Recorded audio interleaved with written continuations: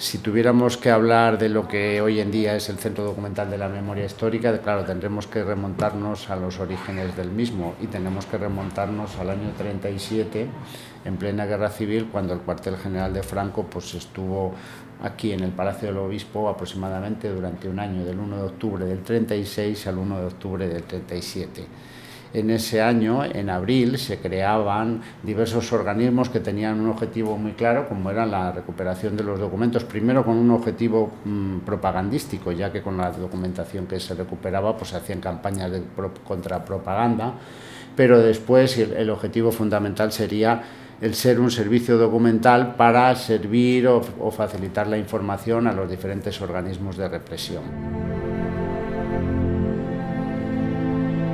Comenzaron a funcionar una serie de equipos de recuperación y en el año 38 pues esos equipos se institucionalizaron como Delegación del Estado para Recuperación de Documentos y estos equipos se incautaban de los libros, material de bibliotecas, publicaciones periódicas de todas las entidades, organizaciones afines a la República, léase la administración republicana, partidos políticos, sindicatos, personas físicas, personas jurídicas, y todo ese material se enviaba a Salamanca.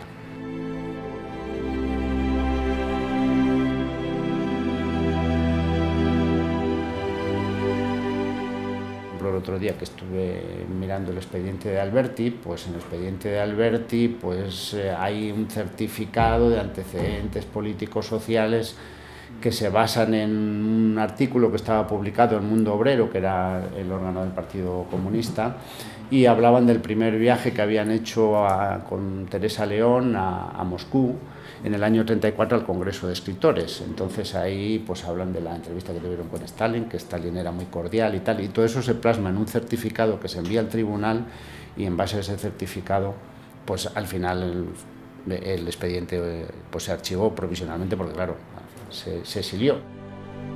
Hay por una parte un volumen de documentación con la documentación que se incautaba y después para controlar esa documentación pues había unas relaciones de contenido muy someras que decía el legajo tal tiene esto, pero muy somero, y el instrumento fundamental era el fichero, que luego lo veréis. ¿Cuántas fichas hay? Pues aproximadamente puede haber más o menos como 3 millones. Hay un fichero con la documentación de masonería y otro fichero, lo que denominamos político social, que es todo partidos políticos, sindicatos. Hay personas que tienen varias fichas. Cuando llega la transición, pues se liquidan los servicios documentales en el año 77 y pasan a depender estos fondos del Ministerio de Cultura. Y en el año 80 se crea la sección Guerra Civil del Archivo Histórico Nacional y entonces ya pues el archivo se convierte en un archivo abierto al público, pero también con un objetivo claro, sobre todo de servicio al ciudadano, porque se comienzan a aprobar muchas leyes que reconocían los servicios prestados, por ejemplo, los miembros de las fuerzas de orden público, los militares. La ley del año 84 se les reconocía una pensión. Ha habido muchas disposiciones, quizás la más conocida, la ley de la memoria histórica, y entonces nosotros hemos facilitado información para que esas personas pues, puedan cobrar una indemnización o una reparación moral. Por tanto, el fichero tiene una parte de su historia es con carácter represivo, pero a la vez después con la transición y hasta hoy en día pues es un elemento fundamental para que esas personas puedan cobrar una indemnización. Un archivo de represión, en un momento dado se claro, convirtió luego en un archivo de reparación. Un archivo de reparación. Claro.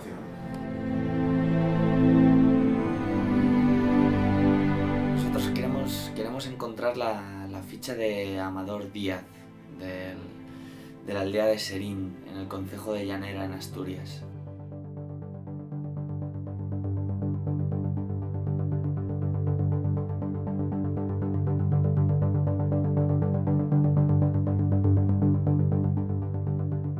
Si ellos pertenecían a alguna organización y se incautaron los documentos de esa organización, pues después aquí te aparece el nombre de esa persona que era natural de no sé dónde y que estaba afiliado al partido sindicalista, por ejemplo.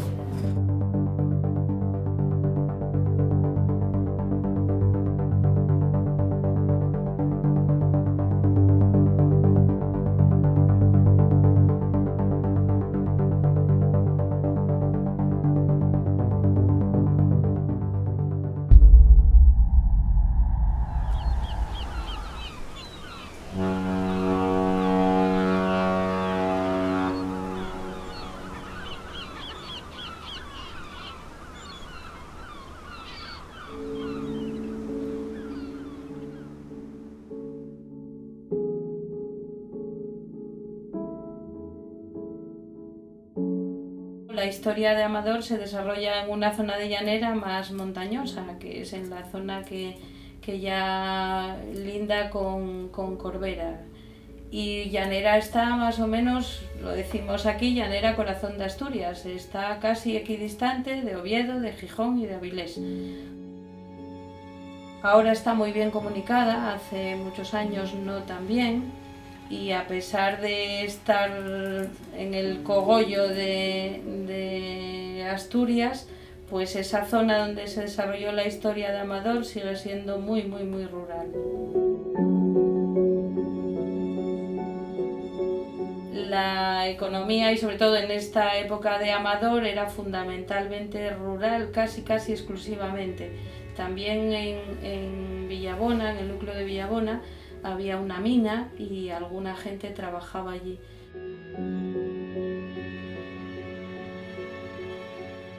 Esta historia había que contarla porque a mí me parecía que era suficientemente fuerte y que sería bueno que muchas personas lo conocieran. Esto es de mi familia, pues ¿por qué no lo voy a contar yo? Bueno, nos saldrá mejor o peor, pero lo voy a contar yo. Fue perseguido injustamente, claramente, y bueno, pues para poner en valor su resistencia y las estrategias de su familia para mantenerle en vida.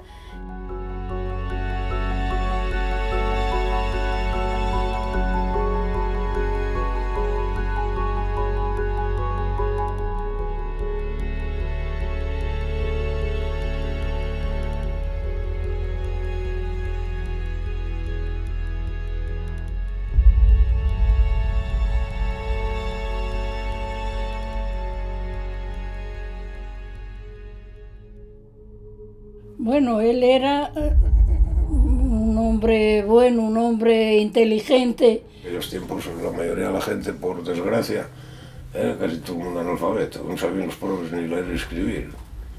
Y él sí sabía. Yo tengo una idea de él, de cuando era pequeña, media idea de él, que era un señorín muy anciano. Mi padre siempre estaba muy entusiasmado con él, me contaba historias cuando mi abuelo marchó, que fuera de chaval a Argentina y a Estados Unidos, fuera por ahí. Para mí, que era una enana ahí en la peña, que ir hasta Oviedo era un viaje casi transgaláctico, pues el que me hablasen de otros mundos, que me hablasen de la Argentina, de todas las cosas que había allí, de viajar, de los barcos, eso era algo que a mí me llamaba mucho la atención. Él no sabía otra cosa más que de Buenos Aires. Toda la vida mi madre a su padre lo adoraba. Yo básicamente se me transmitió que era muy culto y tenía inquietudes por más cosas. Y debía de participar en los pocos foros culturales que hubiese, él participaba, pero también desde un trabajo rural. Para lo que él hacía, que hacía cosas de carpintería. Él era, tanto en la poesía como le gustaba mucho, y carpintería y de todo. Yo creo que era un hombre inteligente y trabajador, emprendedor y luchador. Muy luchador. Pues con sus habilidades debía de arreglar cosas para los demás, de madera, sé que fabricaba gaitas, bueno, hacía alguna cosa así artesana. Sé que después, que no sé ni dónde están, trajo muchos libros de allá, de Estados Unidos y por ahí, sobre todo de agricultura, de las tecnologías que tenían en aquella época.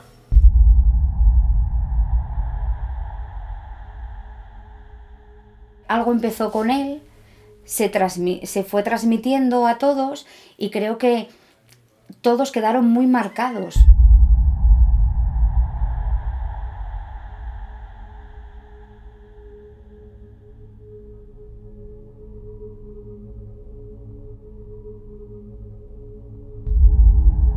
El de mano se escondió junto con otros compañeros, también de ideas de izquierdas, se escondió en una cueva cerca de su casa, cerca del Gallinal, en la aldea de Serín.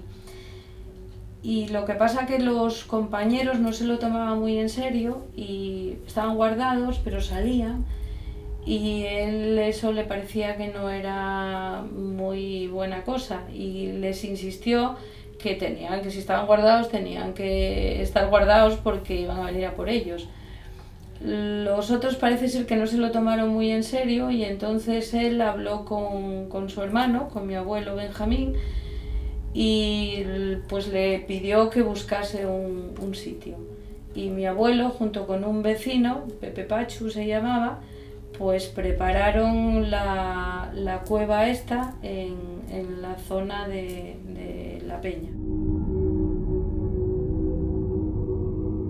En el monte, en la parte de arriba del monte Cumen, en unas zarzas, en lo que aquí llamamos un bardial, que es un matorral que era bastante espeso.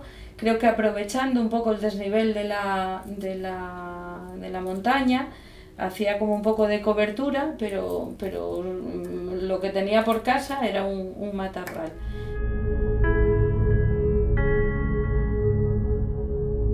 Pues fue perseguido y tuvieron que esconderle porque si no hubiera sido, se supone, o fusilado o condenado a cadena perpetua.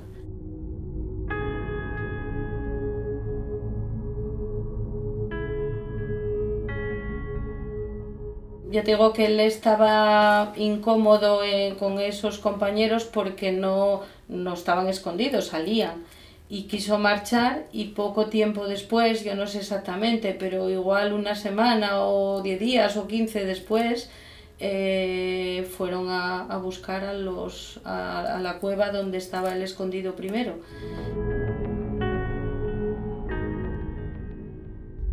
Los que estaban escondidos, los compañeros, eran 3 o 4. Dicen que se suicidaron ellos antes de que les matasen los otros.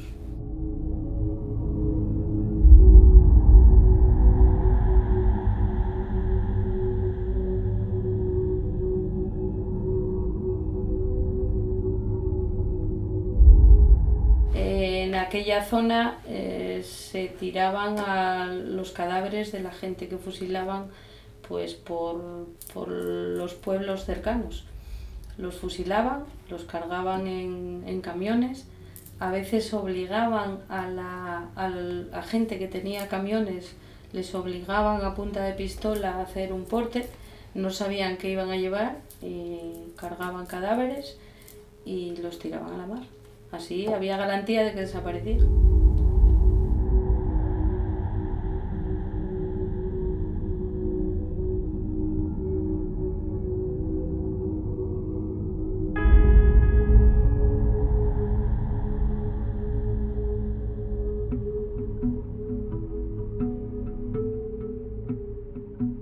Estuvo en torno a 7 años viviendo dentro de ese matorral.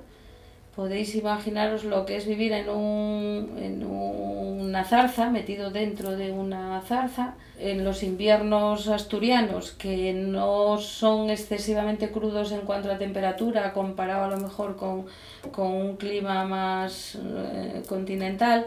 Era un hombre que yo creo que con mucho amor propio, con mucha fuerza de voluntad, y yo me pongo en la piel de él, y estar 7 años escondido en una cueva es muy difícil. Aquellos inviernos que no son los de ahora, frío, nieve, creo que más que físicamente es mentalmente, ¿no? Estar allí un día y otro y un día y otro sin poder ver a tu familia, a tus hijos, es muy duro. Lo único que yo puedo contar de él es a través de lo que él escribía. Yo creo que él lo que intentaba era mantenerse ocupado con algo para no pensar en otras cosas, o, a ver, el suicidio, cualquier cosa, porque vamos. Marcharon las ilusiones, llegaron las realidades, seguidas de las verdades, que junto con las razones ya forman grandes montones. Hoy es prudente callar, pues verdades y razones las esculpen los cañones. Esto es el empezar. ¿Qué será el terminar? Cuando estaba escondido, en una ocasión nevó y entonces no se podía ir a la cueva. Claro, si ibas, quedaban las pisadas por allí y podían venir a ver a qué iba la gente allí.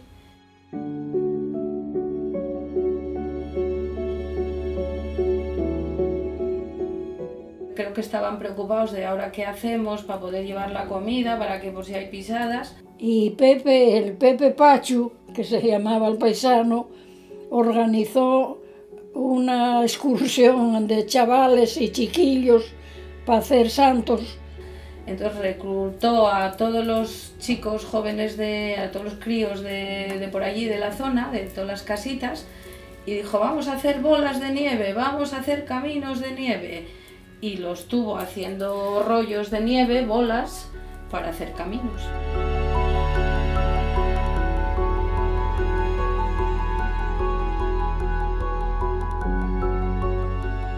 Con mi madre siempre se llevaba muy bien, era como, pues seguramente su sobrina favorita. Y cuando le dijeron que mi madre ya sabía que él estaba allí, pidió que la llevasen para verla, que la quería ver, a ver cuánto había crecido y que la quería ver, pero con una condición, que ella no podía verle a él. En la peña hay una oliva, que sin tener olivar nunca aceituna va a dar, ni lo que de ella deriva.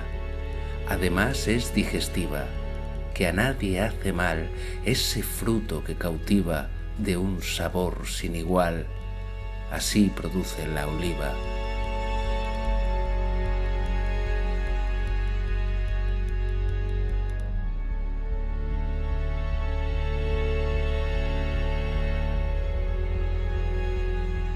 Mi madre se enteró porque estaba enferma, estaba recuperándose de una fuerte gripe y una vecina de la Huelpe, del hórreo que está más abajo, le llevó unas manzanas preciosas de lo que pudo conseguir de sus árboles. Y dióme les manzanas, cogióles mi madre y púsoles así detrás de los...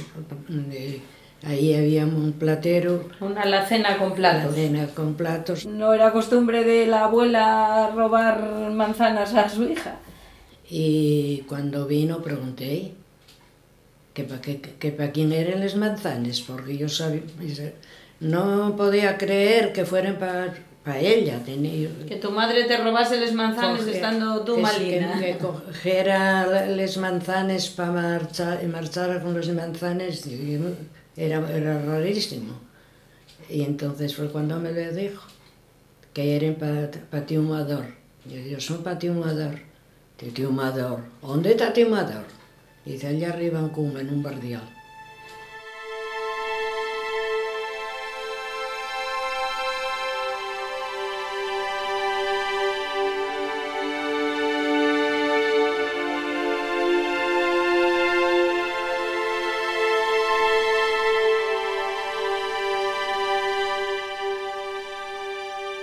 Y fue cuando me escribió el verso. Ese no lo escribió en libro, ese vino en un papel. Aparte. Antes, sí. ¿Acuérdeste algo de él ahora? Acuérdome, no te lo di a ti. Sí, pero bueno, por si te acuerdes, porque ella sabía todas las poesías de memoria, ¿eh? La comida solía llevarlo Pepe de noche.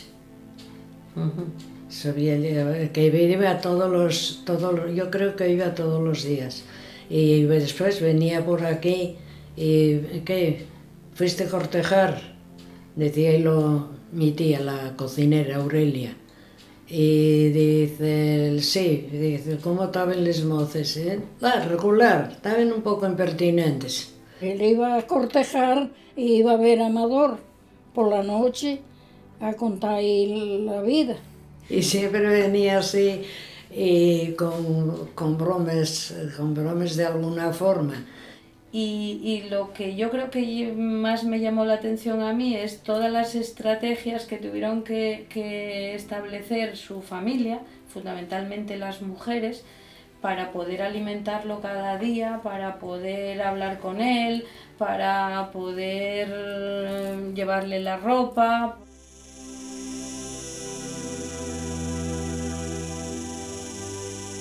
A pesar de que estaba en una zona muy alta del monte, y a pesar de que al lado de la casa donde vivían sus hermanas y su cuñada y sus sobrinos está en la ladera, en el medio, pues en el monte arriba hicieron una huerta para cultivar cosas.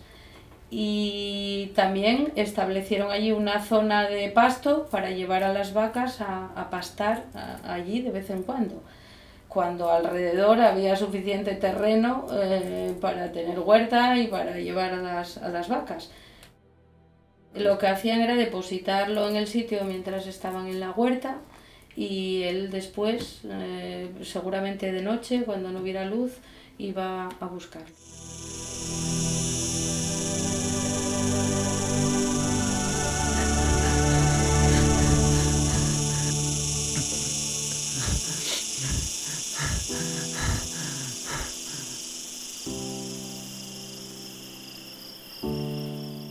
Llevaba el rosario para fingir que rezaba y se acercaba a la zona donde estaba la cueva y hablaba con el hermano, pues para preguntarle qué tal estaba, si necesitaba algo, para contarle las últimas novedades, o sea, se aprovechaba en ese tiempo para hablar con él. Escribió la de la madre, salió a ver el cementerio.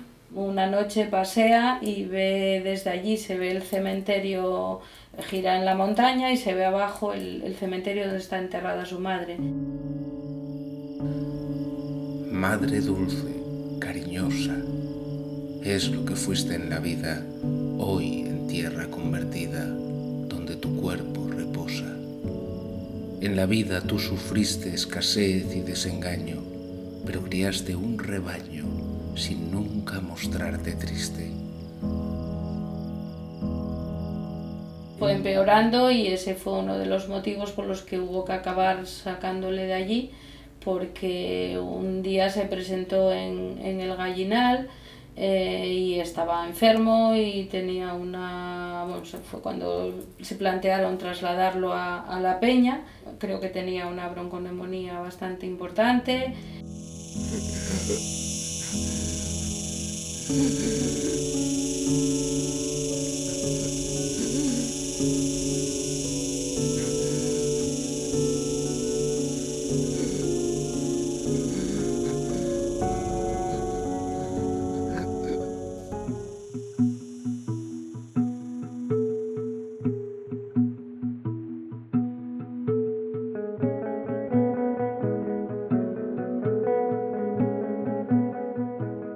El hórreo es una construcción de madera con 4 pilares de piedra que se usaba y se sigue usando como almacén. Como no había neveras, pues aquí es una zona más fresca y aquí se traían los alimentos y se guardaban aquí.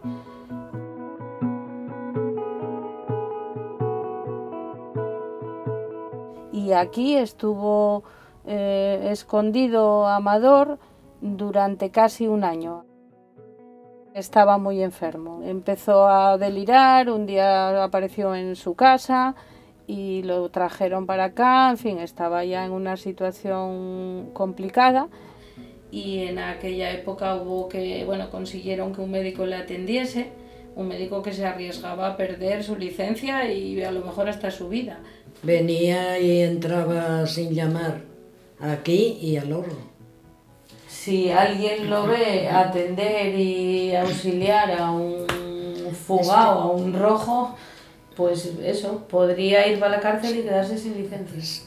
Sí, eso no lo supieron, no lo supo nadie. Y lo salvó, le salvó la vida. En el libro se ve la foto de él y de mi abuelo, creo que él tenía 1 año o 2 más que mi abuelo. Son 2 personas de constitución, son mocetones, cuando eran jóvenes, y mi abuelo duró 94 años y él 69, 70. Y ahí vinieron a buscarle en una ocasión. Y con suerte, él oyó tal y saltó hacia atrás, hacia la casa de los vecinos y luego dejaron de buscarle.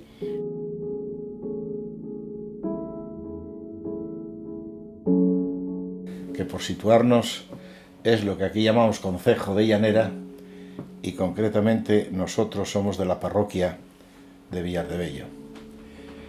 Somos de la misma parroquia. Mi madre, que quería muchísimo a la madre y a la tía de Raquel, las llamaba les primes de la Peña. Y yo toda mi vida pasé pensando que éramos familiares. Siempre me decía que allí aprendió a coser. Y Manolo, él también quería un poco que estuvieses tú, porque decía, si yo no sé lo que sabes de tu abuelo, yo sé que en mi casa se contaba que tu abuelo había sido, creo que jefe de falange de aquella zona y así. Que cómo podíamos ser amigos, digo, no solo nosotros, es que su madre y su tía, vamos, su tía y mi madre, sí, Nati y mi madre se sentaron Nati juntas Oliva. En la escuela siempre y siguen siendo amigas de siempre. Entonces, bueno, de ahí, desgraciadamente, lo poco que voy a poder aportar yo, eso es verdad, porque tengo que reconocer que yo viví en la más absoluta ignorancia.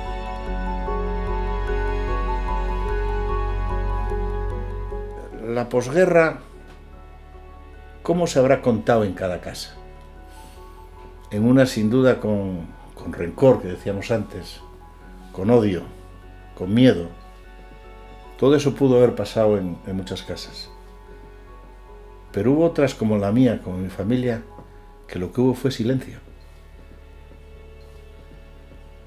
En mi familia no se hablaba de la guerra y ese silencio, supongo que pactado por mis abuelos, por mis padres, pues nos llevó a algunos de nosotros a la más profunda ignorancia sobre lo que había pasado. Y efectivamente, hombre, yo espero que mi abuelo no haya pertenecido a los represores de la posguerra. Y yo me sentaba con él, yo quería mucho a mi abuelo.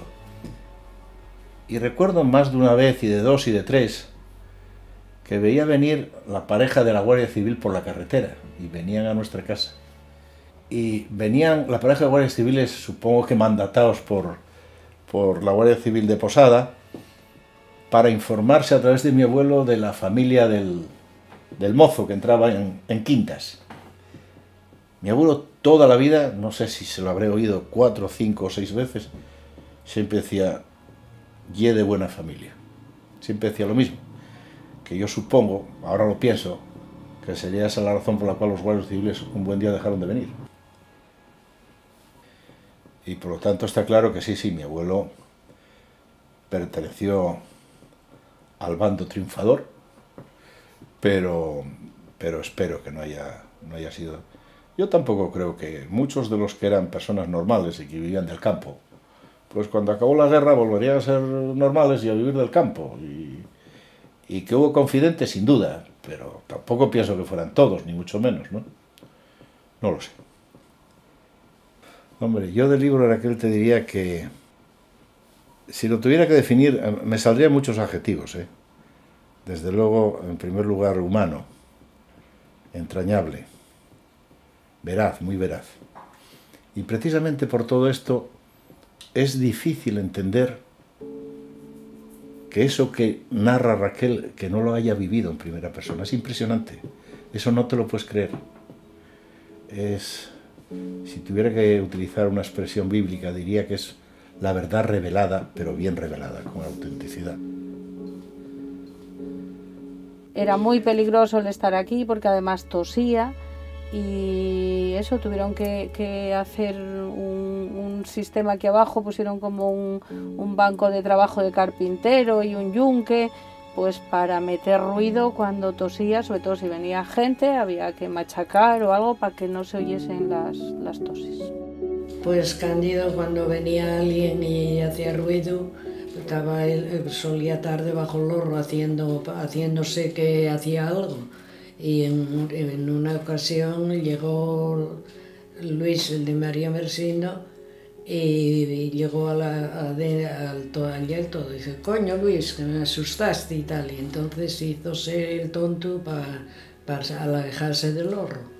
Y alguna vez vino su mujer a quedarse aquí, como que estaba ayudando a las cuñadas, pero bueno, fundamentalmente luego venía a dormir aquí por la noche. Disimularon diciendo que ella venía para mejorarse ella, para que descansara, no sé exactamente la disculpa, eso no lo sé, pero sé que vino algunos días a quedarse por la noche a estar allí y se quedaba por la noche con su marido.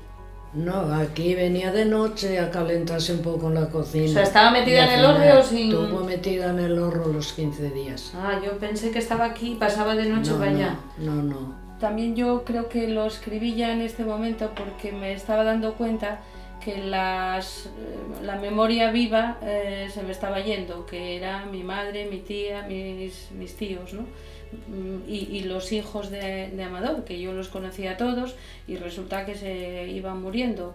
Y ya me planteé, o lo escribo ahora, que me pueden ir contando ellos los detalles, que son los que de verdad conocen las pequeñas cosas, o ya no me va a dar tiempo, porque ellas ya son muy mayores. Del jardín de mis amores han salido 4 flores, las que yo no vi crecer.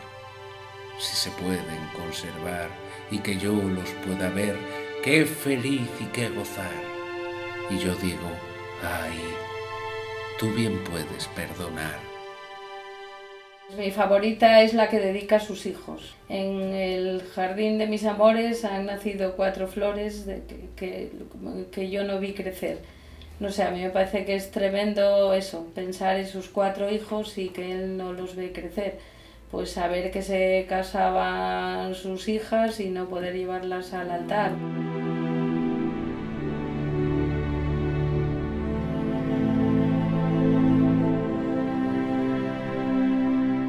Los hijos y venir para acá porque si moría llevábanlo por la noche.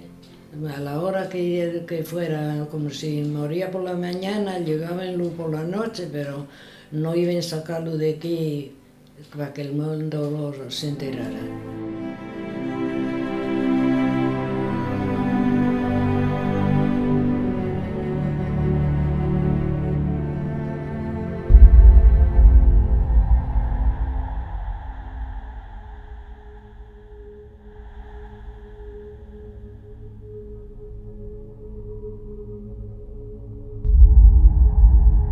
Cuando la situación ya era bastante complicada, los chavales ya se hicieron cargo de que era demasiado riesgo, pues entonces prepararon un zulo dentro de la casa. Y creo que para poder sacar el escombro de la casa, del agujero que estaban haciendo, tuvieron que disimular como que estaban haciendo otro tipo de obra y andaban sacando, había que sacar con mucho cuidado porque si no alguien podía preguntar de dónde salía esa arena y ese ladrillo que estaban sacando de ahí. Vamos, desde que la guerra aquí venían primero a diario, después a lo mejor cada 2 o 3 días, después según pasaban los años iban alargando el registro de la casa. Supongo que es un cubículo donde él podía estar, creo que debía poder estar de pie o sentado. Él lo que disfrutó casi fue lo que estaba escondido en casa.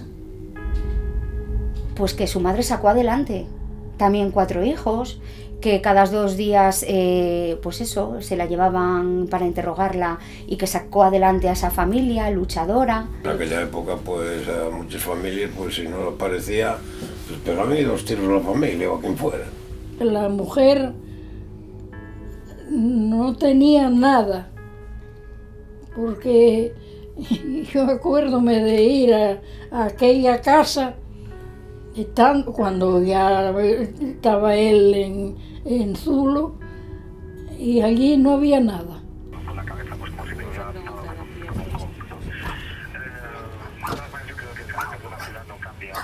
Hola, buscamos la casa de Gorín, del Gallinal, donde vive Luis Jesús. ¿El cruce donde tiro para acá? Sí. Bueno, no sé qué para acá. Yo vine por Serín, ellos... Por Serín, ¿no? Cruza a la izquierda. Ahora llegas al cruce, si tienes a la izquierda, y la primera casa a la derecha. A ver, si yo estuve aquí no hace mucho, pero yo soy de La Peña. Pero ahora no lo encontraba. Yo no la conozco, pero oí hablar de la peña y sé dónde llega. No sé dónde llega. Bueno, a ver, entonces en el cruce tiramos. Ahora llega ahí al cruce. Sí. Y tires a la izquierda. A la izquierda. Y la primera casa a la derecha, que está Ahí al lado. a 20 metros. Venga. A 20 metros. A ver Lo si... que pasa es que no se estará de ahí. No, eso nos da igual. Venga, gracias.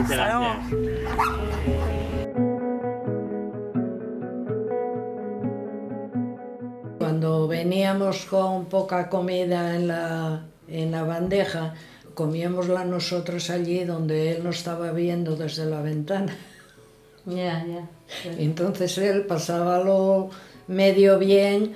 Y lo llevaron para el Gallinal, que yo sí conocía esa casa porque mi abuelo llegó a vivir allí, él solo, y es que se decía ahora Raquel, en la vida imaginé que allí había un zulo, porque yo entré muchas veces a esa casa y comimos ahí alguna vez y en mi vida imaginé yo que allí había un zulo.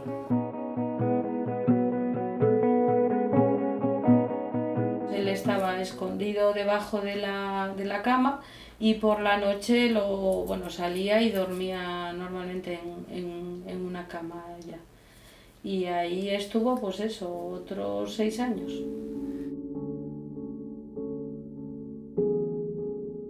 Cuando ya llevaba un tiempo allí, por lo visto iban con bastante frecuencia a la casa a ver si estaba.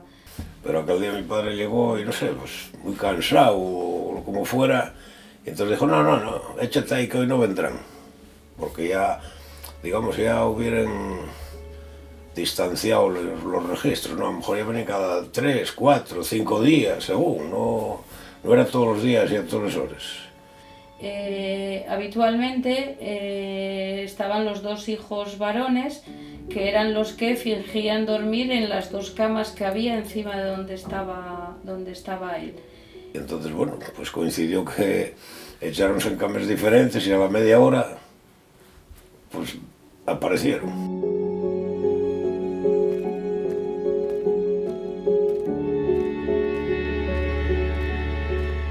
Se presentó, pues creo que un teniente de la Guardia Civil y un soldado normal, y solo estaba uno de los hijos, el otro había estado de viaje, o solo estaba uno de los hijos. Y llegaron y no les dio, habían ido por lo visto un día o 2 antes y ese día no pensaban que iban a venir, además creo que llegaron bastante temprano, casi al poco de haberse acostado. Les dio tiempo a meter a Amador en el zulo, pero quedaron las 2 camas al descubierto y allí solo había un hijo varón. Bueno, uno de los soldados que venía y dijo, ¿cómo oye que siendo 2 en casa tienen 3 camas desnudes? Y mi padre dijo, coño, 3 desnudes en esa aldea están todos desnudes. Y el hijo de Amador dijo, pero bueno, hombre, es que aquí en el campo somos así, esta cama quedó sin hacer, no nos da tiempo, mi madre no puede con todo, tal. Y uno que venía, digamos, jefe, o teniente, capitán o quien fuera, dijo, anda, venga, que tenemos bastante que hacer, como para estar ahora mirando cames.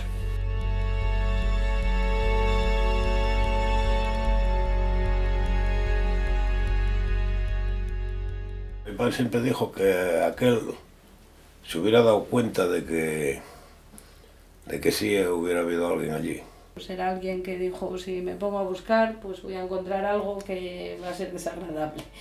Estaba convencido de que le salvó la vida. Él tuvo la suerte que en la familia donde nació, pues fueron los, digamos, no sé, los héroes.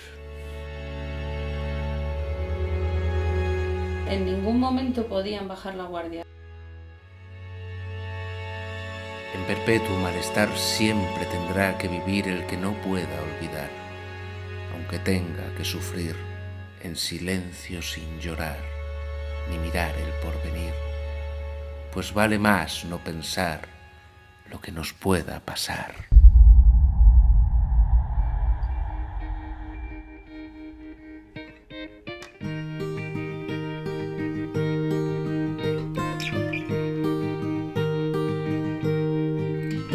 Limpiabas el polvo por fin a esa fotografía donde de tanto reír parece que sufrías. Duerme conmigo otra vez, ahora que sin que nadie se enterara al amanecer a Gijón. Pudieran llevar en un coche o algo así, pero llevaronlo a Gijón sin que nadie lo viera, a presentarse. O sea, decir, yo estoy vivo y estoy aquí, presentarse en el juzgado. Por aquí no ha pasado más que el tiempo, todo el tiempo que he estado pensando en ti.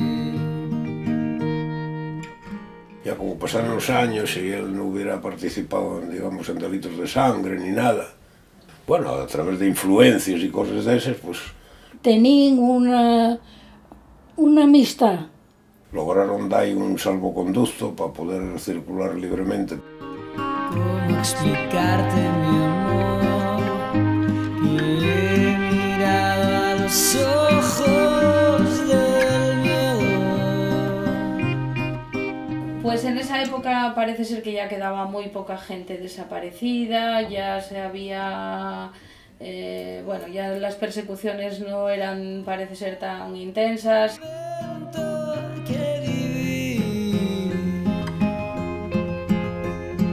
Puede que ahoriten los recuerdos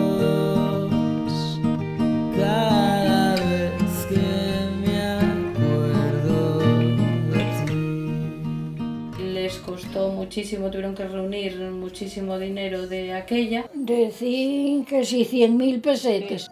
Canción de adiós, otro rayo de luna pintando el cielo, porque una y otra. Y presentaron eso y le concedieron la libertad. Y que recuerdes que tengo todo el tiempo para ti.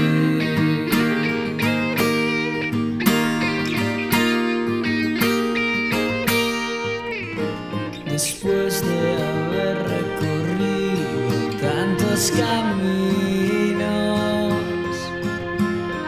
parece que al final nunca nos rendimos,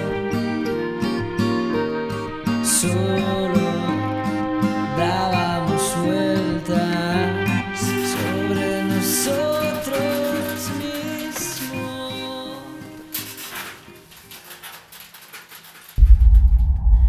Pero vivió después muy poco tiempo, pues no sé, un año, año y pico, poco más. Le tocó vivir esa época y la vida se le truncó. Bueno, ya la vida de él tuvo que ser sencilla porque vino a la boda de mi hermana. Podía moverse, pero cansaba mucho. Vino a la boda mía. Desde el Gallinal aquí vino caminando. Tenía que cansar porque no estaba de caminar. Él estaba de estar allí recluido y no podía, para venir del Gallinal a la Peña, tuvo que costar trabajo, venir andando.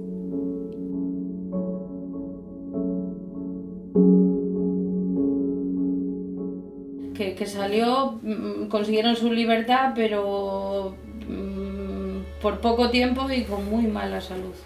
Entonces, la historia acaba bien, pero ¿a cambio de qué? Mi abuelo tuvo que ser un hombre muy... Mi abuelo y mi abuela, porque no solamente él permaneció escondido y tal, pero toda la familia de alrededor, tanto en su mujer y sus hijos como los hermanas y demás, pues lo pasaron muy mal también, ayudándolo, colaborando, y todo eso crea un vínculo y una historia que une bastante, ¿no?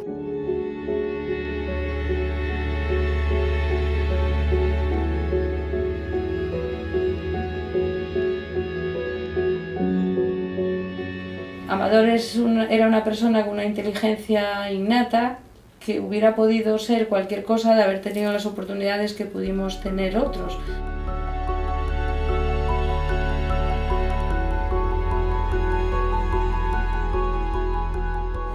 Yo creo que la idea de hacer el libro y tal es un poco, pues, que se sepa que existieron esas vidas tan duras y tan complicadas, que se conozca pues lo que él escribió,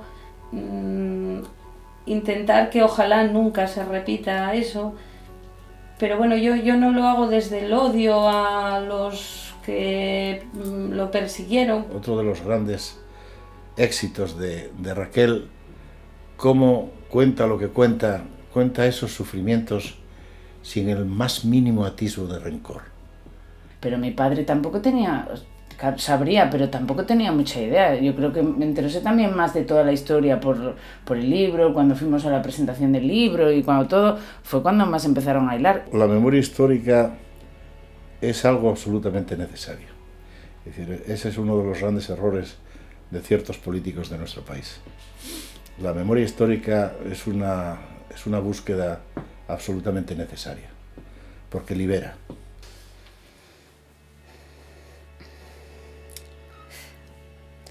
No sabría qué decirte, qué ha calado, porque yo creo que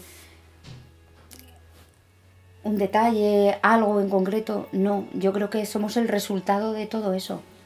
Pues que haya consenso dentro del Congreso, ¿no?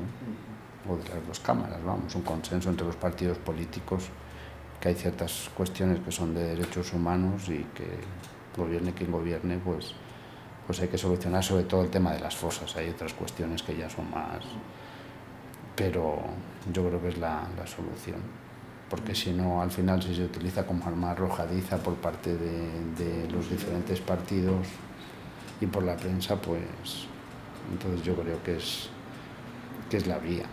A partir de publicar el libro, yo me voy enterando de familiares, de gente conocida mía que vivió situaciones similares, no tan, a lo mejor no de tantos años, pero situaciones similares como eso, estar guardado detrás de una cocina de carbón, en un zulo detrás de una cocina de carbón, o debajo de una pila de estiércol, de cucho, como decimos aquí. Nos une a eso, ¿no? Las vivencias de toda esa historia de mi abuelo, que en aquellos tiempos pues no era mi abuelo solo, eran muchos las vivencias que había así, ¿no? A ver, esta no es un caso único, esta historia la cumplen millones de familias en aquella época. Y a veces cuando escuchas a otra gente ves que en un momento determinado hay una generación en la que se perdió en el limbo. Son historias que hay miles de ellas por España, ¿no? Pero ojalá pueda eso, no repetirse nunca una historia así.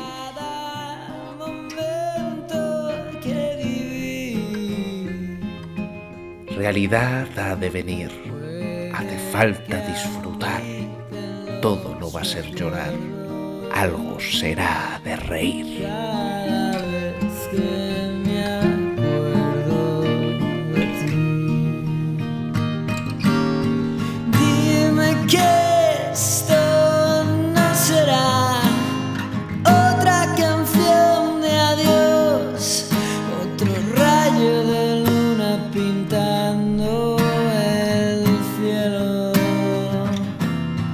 porque